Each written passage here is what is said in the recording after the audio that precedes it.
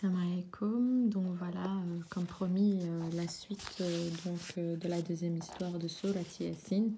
Parce que cette sourate comporte deux belles histoires qui sont magnifiques et qui devraient être connues par tout le monde. Donc Surat Yasin, qui est le cœur du Coran. Je vais poser mon téléphone. Donc je vous avais dit, les principaux, ici, les trois principes fondamentaux de cette sourate, qu'est-ce qu'on retrouve? Donc on retrouve le monothéisme, la prophétie, donc à chaque fois les révélations et comment sont pris donc en raillerie les prophètes d'Allah ainsi que les messagers. Ils sont même traités de menteurs, de poètes, de fous.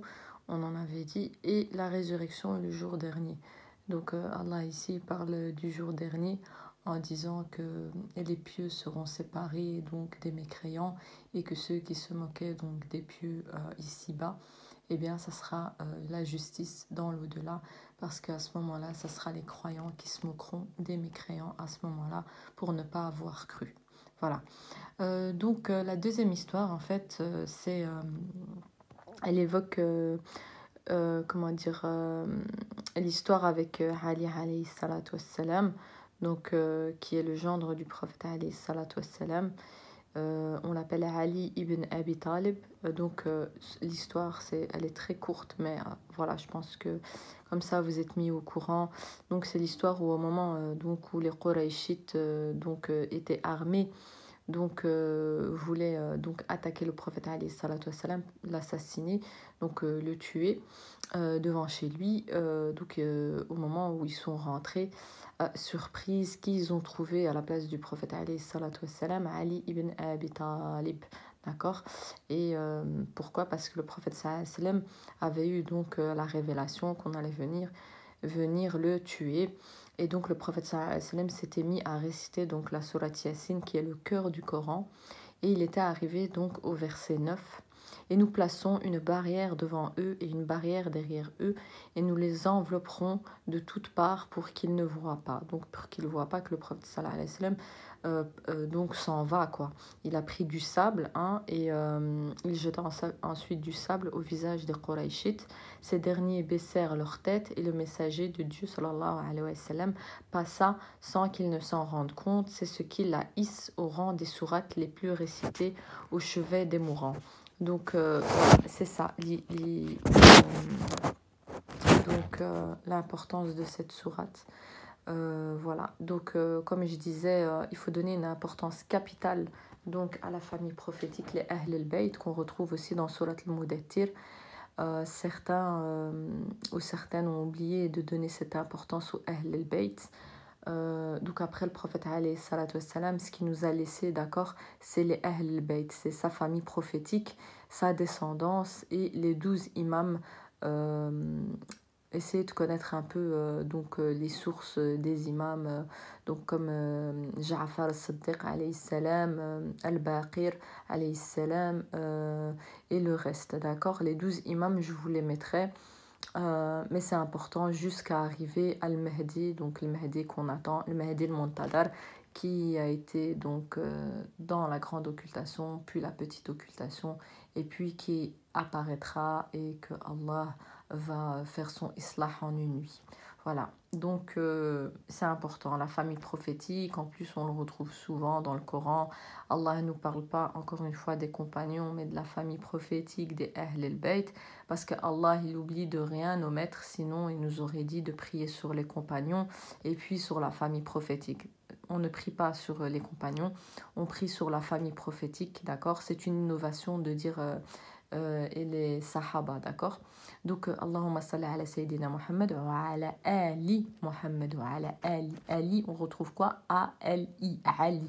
Donc la famille aussi de Ali alayhi salam, qui est aussi la famille de Muhammad alayhi salatu wassalam.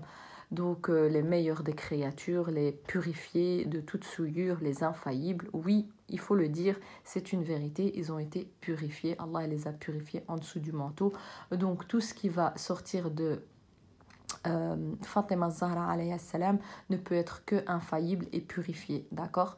Oui, les êtres humains, vous allez me dire, font des péchés, tout ce que vous voulez, mais c'est pas moi, c'est Allah qui a décidé que c'était les meilleures des créatures et que Fatima était la princesse des deux mondes, d'accord? Et que c'est sa progéniture, donc ses enfants donneraient donc naissance à des imams et ces imams seraient ceux que vous devrez suivre, hein, et c'est eux qu'il faut suivre et non le contraire.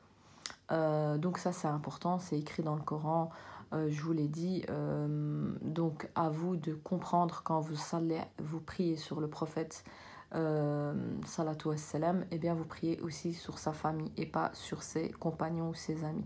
Sinon Allah nous aurait dit que quand on prie donc sur le prophète, on devrait dire alors aussi et ses compagnons. Allah il n'a rien oublié de mettre dans le Coran, donc voilà, c'est important de donner cette importance à cette famille qui a tant fait, qui a souffert, voilà, pour qu'on ait enfin ce Coran entre les mains, qu'on puisse le lire et que ça soit une miséricorde et qu'on puisse aussi demander le pardon via les lectures coraniques et aussi par la famille intermédiaire prophétique du prophète alayhi salatu wassalam, avec les hadiths des Ahl al-Bayt qui sont importants, que pas beaucoup de gens lisent. Toujours c'est lire les compagnons et on oublie les meilleures des créatures, la meilleure progéniture, c'est la famille prophétique et puis les compagnons. D'accord, c'est important de le savoir ça, parce que pas beaucoup de monde le savent, ok. Et puis après, ben oui, il y a beaucoup de sectes et tout, mais nous, on n'est pas là pour parler des sectes, on est là pour dire que dans toutes les sectes, ils sont obligés en fait de devancer la famille prophétique et puis, et bien sûr, les compagnons, et qu'on ne connaît pas toute l'histoire et ce qui s'est passé à cette époque-là. Donc, restons neutres et plaçons notre confiance en Allah en s'accrochant au câble d'Allah qui est le Coran et la famille purifiée et donc les Ahl al-Bayt. Voilà, je m'arrête là. Donc vous avez vu dans l'histoire de Surat Yassine, encore une fois, on ne parle pas des compagnons, on parle encore une fois de Ali. On retrouve Ali dans le Coran de plusieurs façons, de plusieurs manières. Voilà, on a aussi dans Ghadr al-Khoum, eh bien, le prophète sallam qui dit que Ali serait son successeur aussi. Eh bien, nous ne savons pas, encore une fois, ce qui s'est passé, mais laissons la place à Ali, la famille prophétique, les Ahl al-Bayt. Donc, c'est eux les meilleurs, et puis on mettra les compagnons, comme c'est dit dans le Coran. Et si tout le monde avait la sagesse de comprendre cela, que c'est une logique, que c'est d'abord la famille en premier et puis les amis, d'accord? Et même si vous allez me dire oui, mais ils ont donné leur vie pour l'islam et tout, écoutez, Allah a déjà choisi ses créatures, il les a déjà purifiées, on n'a pas de compte à demander à Dieu, Dieu fait ce qu'il veut, nous on doit obéir, voilà. Donc l'histoire elle est belle, je vous avais dit il y a deux histoires, le charpentier et l'histoire des Qurayshites avec Ali qui prit la place de prophète alayhi salatu wassalam. Voilà, c'était une très belle histoire, j'espère qu'elle vous a plu, j'espère que vous lirez cette sourate, j'espère qu'elle vous apportera beaucoup de bienfaits. Certes, si c'est dit dans les hadiths et que c'est authentique, eh bien Allah est véridique dans tout ce que Allah dit. Allah tient toujours ses promesses. Et même si vous n'êtes pas exaucé directement, encore une fois, Allah est avec les patients et les endurants. Donc, patience et endurance et vous serez, Inch'Allah, exaucé. Si ce n'est pas ici-bas, ça sera dans l'au-delà. Allah ne vous retirera pas vos bonnes œuvres et votre salaire du fait que vous avez demandé quelque chose. Eh bien, Allah fera en sorte de vous exaucer si cela est dans les conditions. Voilà. Wassalamu alaikum wa rahmatullah.